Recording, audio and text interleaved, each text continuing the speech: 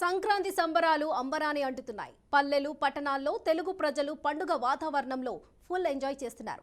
తిరుపతిలో పెద్ద ఎత్తున స్థానిక పూజలు, పతంగులు ఎగిరివేయడం, భోగి మంటలు మండించడం, గంగిరెద్దులు ఆడించడం ఇంకా రకరకాల కార్యక్రమాలు నిర్వహిస్తున్నారు.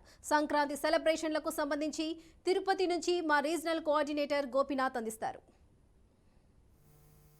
సంక్రాంతి సంబరాలు పెద్ద ఎత్తున తెలుగు ప్రజలు చేసుకుంటున్నారు. ఇప్పటికే తిరుపతి, చిత్తూరు జిల్లాలో పెద్ద ఎత్తున సెలబ్రేషన్స్ జరుగుతున్నాయి. అయితే తిరుపతిలో నెహ్రూ మున్సిపల్ గ్రౌండ్ లో కూడా పెద్ద ఎత్తున రకరకాల అన్ని పక్షాలకు సంబంధించిన రాజకీయ పార్టీలు కావచ్చు, వాళ్ళందరూ రోజు నిత్యం ఎన్నో రకాలుగా పని ఒత్తుల్లో ఉంటారు. అవన్నీ కూడా పక్కన పెట్టి వాళ్ళందరూ కూడా కలిసిమెలిసి పెద్ద ఎత్తున ఒక పండుగ వాతావరణం ఈ కార్యక్రమాలను చేసుకుంటూ ఉన్నారు.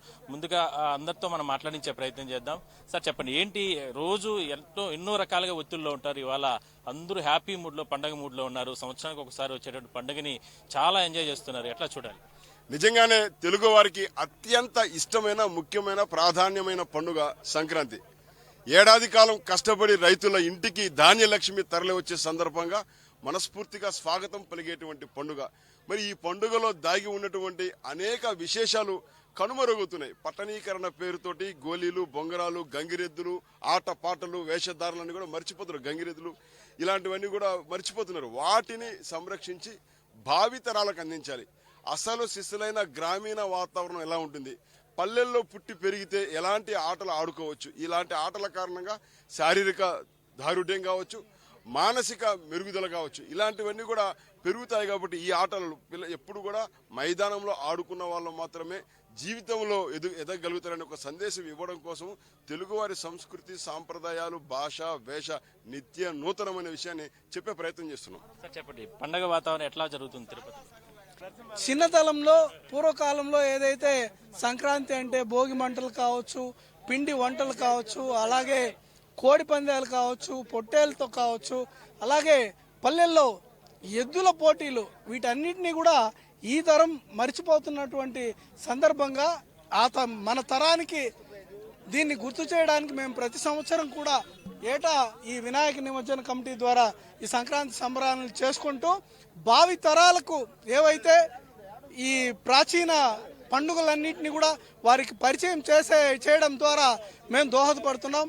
మేము ఒకప్పుడు చిన్నప్పుడు అంటే సంక్రాంతి అంటే కొత్త బట్టలు వస్తాయి, పిండి వంటలు వస్తాయి అని ఆశగా ఎదురు చూసేవాళ్ళం మా చిన్నతనంలో.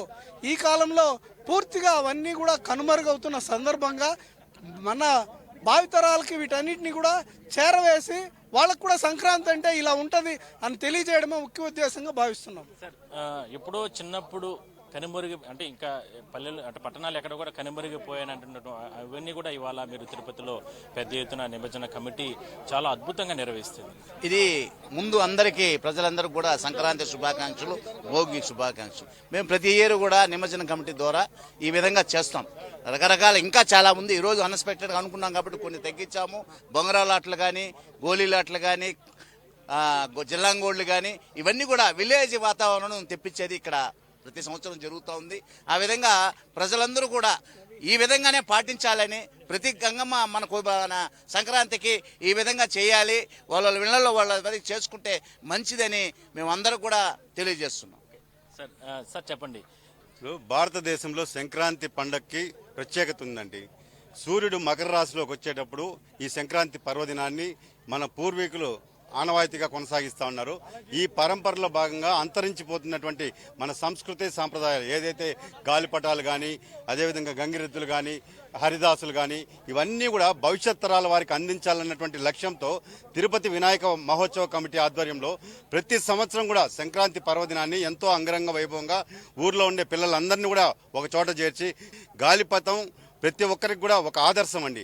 గాలిపటం ఎంత ఎత్తుకు ఎగురుతుందో సంక్రాంతి పర్వదినం నాడు ప్రతి పసిబిడ్డ కూడా ఆ గాలిపటం లాగా అత్యున్నతమైనటువంటి స్థానాలకి ఎదగాలని చెప్పని సంక్రాంతి పండుగ ప్రతి ఒక్కరికి ఆదర్శంగా నిలుస్తుంది. కాబట్టి లక్ష్యంతో ఈ పండుగని నిర్వహిస్తున్నాము.